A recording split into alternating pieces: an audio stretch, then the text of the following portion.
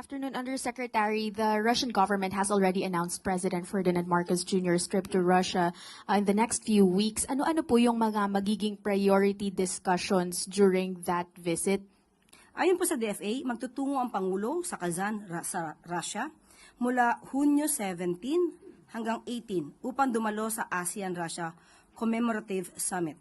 Ito ay isang pagtitipon na ginaganap bilang paggunita sa ika-35 na anibersaryo ng ugnayan ng ASEAN at Russia.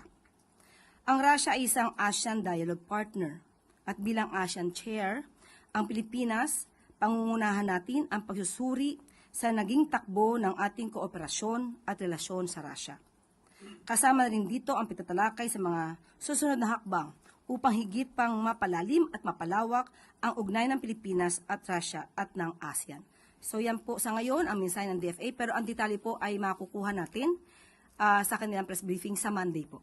Ma'am, baka sakali lang you have details or at least analysis. Why is the Philippines so keen on expanding its ties with Russia at the moment when other members of the ASEAN, particularly Singapore, are imposing sanctions against Moscow over its war against Ukraine?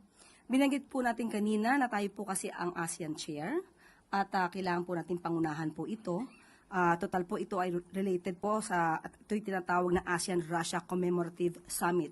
So kinakailangan po talaga ng Pangulo na magtungo sa nasabing summit.